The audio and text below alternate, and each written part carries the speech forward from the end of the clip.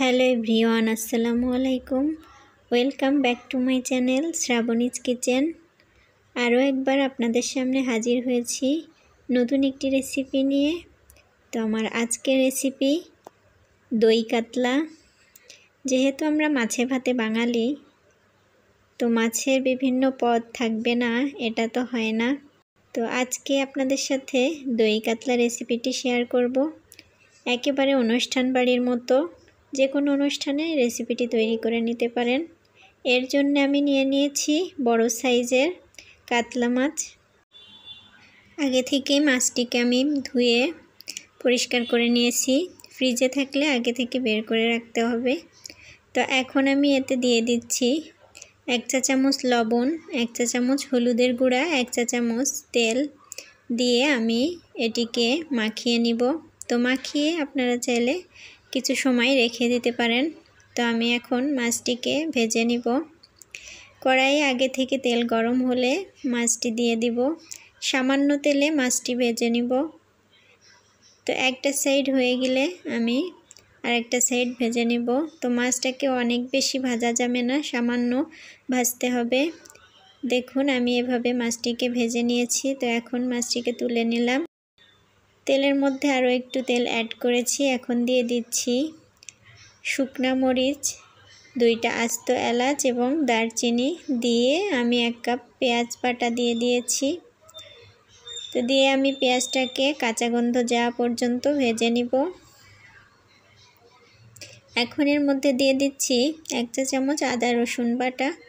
এটিকে একটু ভালোভাবে নেড়ে চেড়ে এর মধ্যে দিয়ে দিলাম কাজু বাদাম বাটা। বাদামটা দিয়ে এর সাথে ভালো করে মিশিয়ে নিব। দিয়ে দিচ্ছি 1/2 চা চামচ শুকনো মরিচের গুঁড়া, জিরা গুঁড়া দিয়ে দিচ্ছি 1 চা চামচ, ধনিয়া গুঁড়া দিয়ে দিচ্ছি 1/2 চা চামচ। দিয়ে আমি আবারও এটিকে ভালো করে মিশিয়ে নিচ্ছি। সামান্য পরিমাণে পানি অ্যাড করে দিলাম যাতে মশলাটা লেগে না যায়।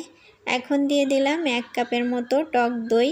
দইটা আগে থেকে আমি ফেটিয়ে রেখেছিলাম, অবশ্যই ফেটানো দইটাই ব্যবহার করতে হবে।